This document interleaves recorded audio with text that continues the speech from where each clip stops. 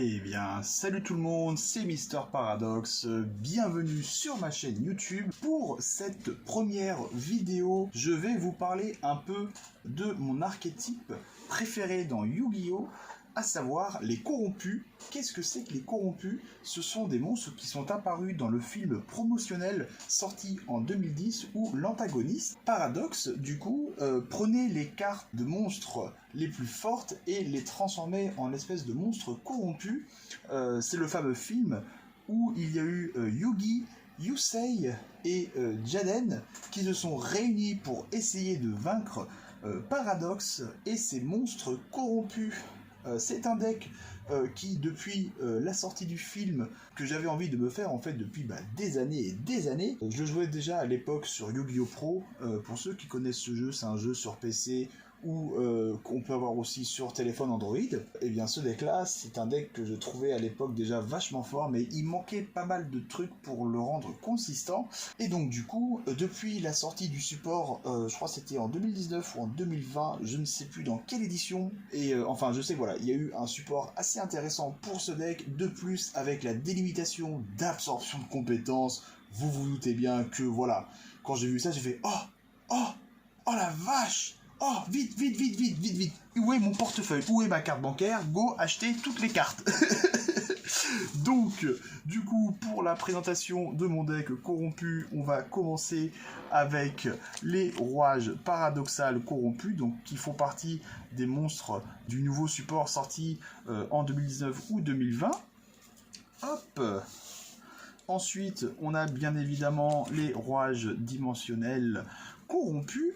Donc c'est le synthoniseur corrompu et en plus qui vient du Movie Pack, hein, donc en secret rare, que je trouve absolument super beau, j'ai galéré à les choper. Hop. Ensuite on a le dragon paradigme, pareil, hein, des monstres A4000 qui proviennent du nouveau support. C'est en fait un peu, si on compare avec le synchro corrompu, c'est en gros c'est le même monstre, mais qui se fait appeler paradigme. D'ailleurs pour l'invoquer on a besoin de l'insynchro. Mais c'est franchement un archétype que je trouve vachement beau. Ensuite, le cyber ultime corrompu, c'est certainement le monstre corrompu qui cote le plus actuellement. J'ai vu des prix partant de 15 € à 30-35 € unité pour l'édition bien sûr du Movie Pack en secret rare. Je ne vous parlerai pas de la version ultra rare qu'on peut trouver dans Fantôme du Passé 2, hein, parce que en ultra rare et qui coûte 2 centimes, pour moi c'est un affront. Hop, ensuite on a les Stardust corrompus, donc qui proviennent de la Teambox, dont une en américaine, on le voit tout de suite à la différence de couleur. Hop, ensuite deux Blue Eyes corrompus, voilà cette version là je la trouve absolument hyper stylée. Hop, ensuite on a un dragon arc-en-ciel corrompu. Pourquoi un dragon arc-en-ciel corrompu dans ce deck? Parce que déjà le dragon arc-en-ciel est certainement un de mes monstres préférés dans l'univers Yu-Gi-Oh! Parce qu'il est, je trouve, absolument magnifique. Oui, parce que moi je suis un fervent fan de l'univers GX, hein, donc fatalement voilà, quand il y a des dragons arc-en-ciel, peu importe sa version, je prends. Puis voilà, pareil, hein, ce sont des monstres qui proviennent du Movie Pack. Hop, ensuite on a le dragon de la vérité corrompu. Donc c'est un peu, on va dire, si on veut, le boss monster du deck, hein, 5000 points d'attaque, 5000 points de défense. Autant dire que celui-là, il va péter des rondelles sur les duels. Hop. Ensuite, pour les cartes magiques, maintenant, on commence avec le territoire corrompu. Donc ça fait partie du nouveau support pour les corrompus. Hop. Monde corrompu, bien évidemment, qui provient du Movie Pack. Hop. Ensuite, on a les 3 sélections corrompues. Bien évidemment, ça c'est un grand classique pour tous ceux qui jouent un deck basé sur du ténèbres. L'invitation des ténèbres, bien évidemment, en ultra, hein, bien sûr. Ensuite, on a les pots des désirs, parce qu'en fait c'est de la pioche, hein, tout simplement. Qui dit pioche, qui dit bien évidemment un gobelin parvenu. J'ai hésité entre gobelin parvenu et un jour de paix. Le problème c'est que un jour de paix donne quand même un petit card advantage à l'adversaire, donc gobelin parvenu. Pour gérer le board MP de l'adversaire, bien évidemment le plus beau de Damarpi en gold, que je trouve absolument magnifique. Hop, et pour finir sur les magies, un pour un.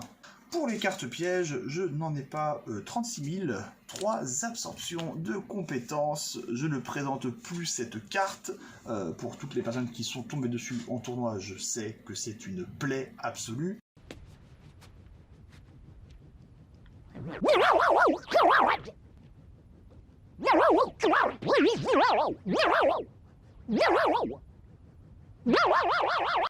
En plus, dans la version ultra rare, finition duel terminal.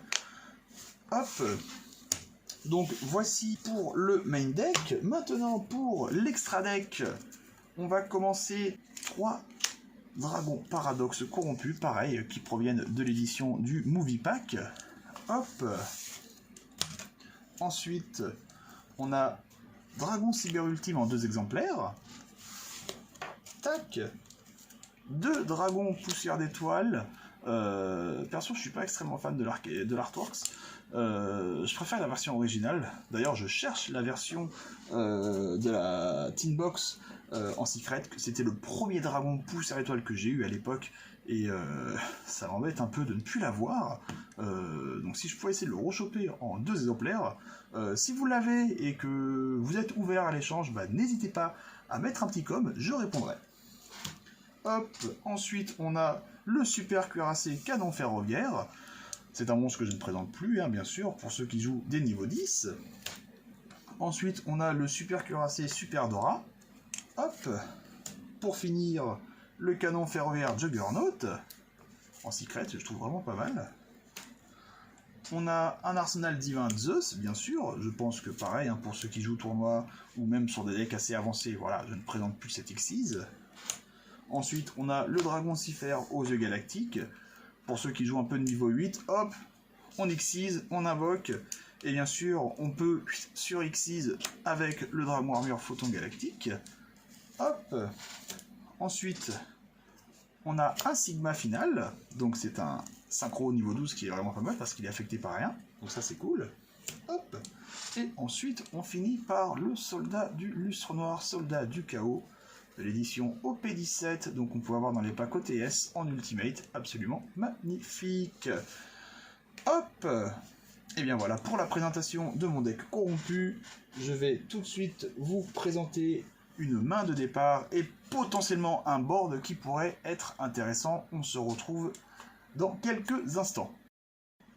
Du coup, on va se retrouver pour quelques explications sur comment fonctionne le deck, bien évidemment, et comment je pourrais démarrer, bien évidemment, avec ce genre de main. Donc bien sûr, c'est un deck qui va aller très vite. Donc, en admettant que je commence deuxième, que le board adverse ne soit pas trop rempli, donc bien évidemment, j'ai mes 5 cartes de départ, donc à la draw, donc hop, standby, main, donc... Pour vous présenter un peu la main, donc voici comment ça se présente. On est sur une main qui est quasi parfaite.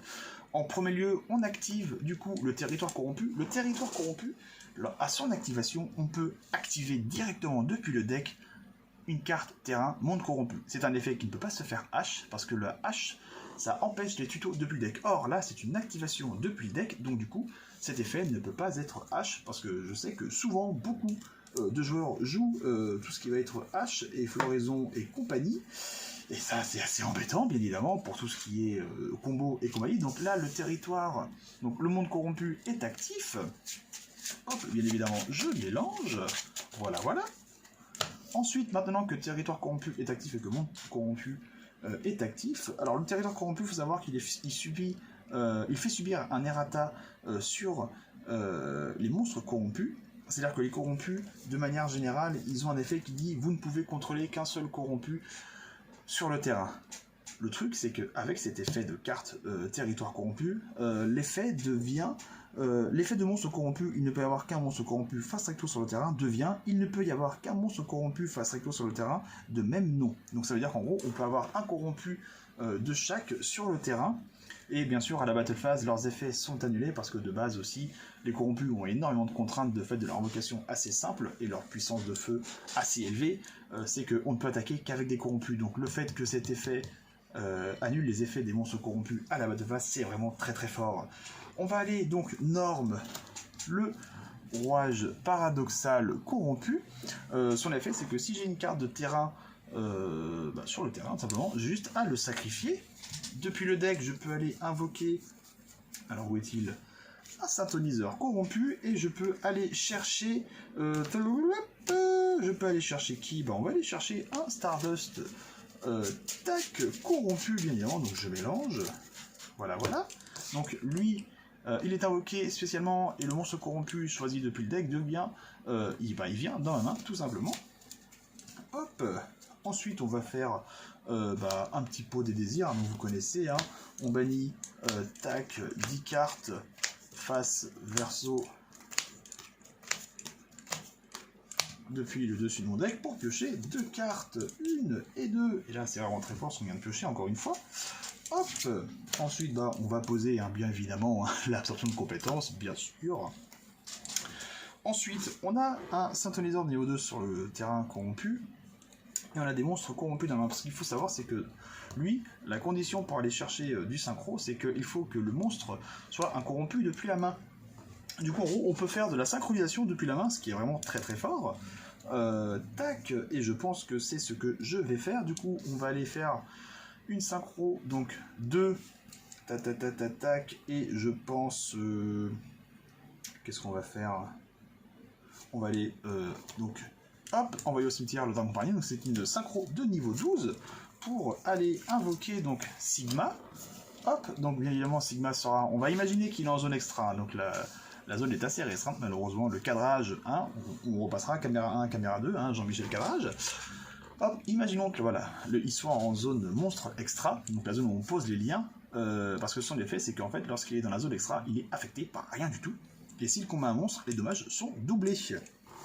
Donc, du coup, maintenant que j'ai des monstres corrompus dans mon cimetière, on peut, du coup, activer la sélection corrompue. La sélection corrompue, son effet, c'est bannissez 2 cartes corrompues depuis votre cimetière, ajoutez 2 cartes corrompues, sélection corrompue exclue, depuis votre deck à votre main, de noms différents les uns des autres, et des cartes bannies. Et je ne peux activer cette carte qu'une fois par tour. Donc, du coup, en gros, on a juste à bannir ces 2 cartes. On ne pourra pas resélectionner les mêmes, mais par contre, on pourra aller chercher n'importe quelle autre carte, incluant corrompu.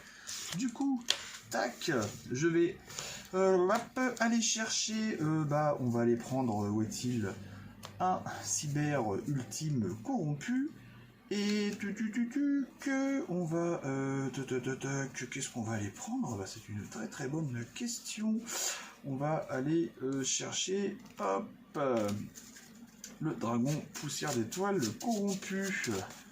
Parce que ce qu'il va se passer, j'ai mélangé, c'est que maintenant, pour invoquer les monstres corrompus, on a besoin de bannir les monstres soit dans le deck, soit dans l'extra deck, soit dans la main. Ou par moment sur des monstres corrompus, les deux, dans la main ou dans le deck. Donc là, si je veux invoquer par exemple, où est-il le dragon poussière d'étoile corrompu, j'ai besoin depuis mon extra deck bannir un dragon poussière d'étoile. Ensuite, hop, étant donné que le territoire corrompu est actif, du coup je peux invoquer un corrompu de noms différents. Depuis mon extra deck à nouveau, je peux bannir un cyber ultime depuis mon extra deck afin d'invoquer, hop, le cyber ultime corrompu. Vous voyez déjà qu'on a un board assez intéressant en termes de force de frappe. On a aussi la petite absorption de compétences.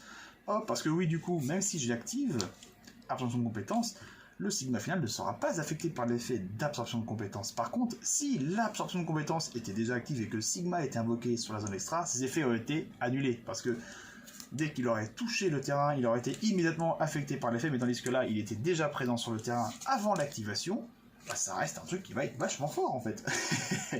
Dans la main, voici ce qu'il me reste.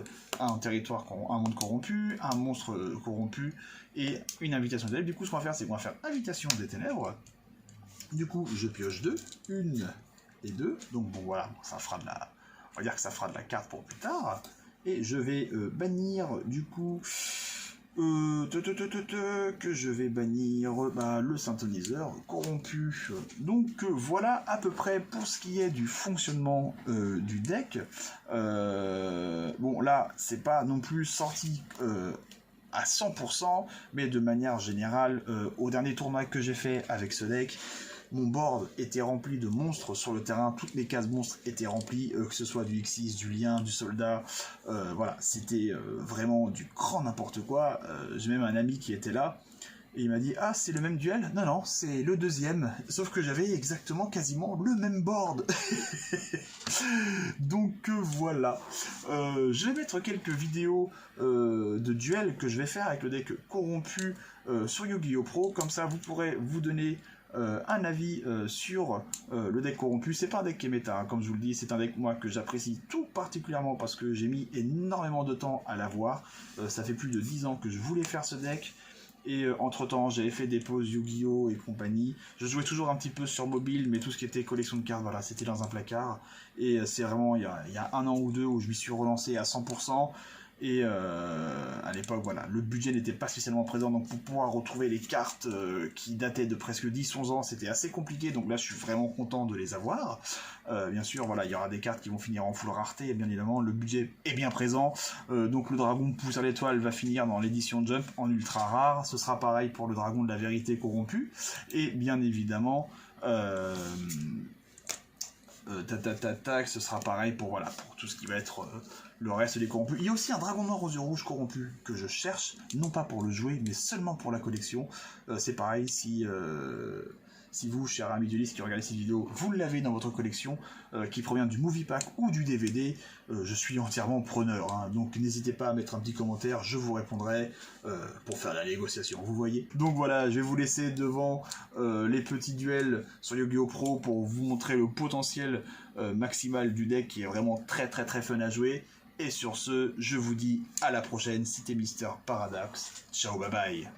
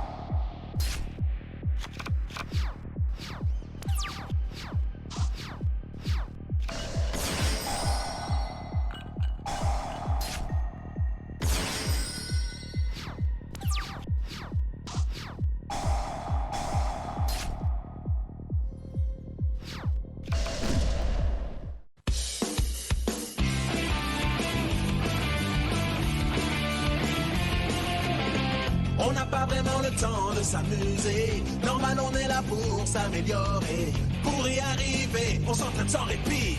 C'est ça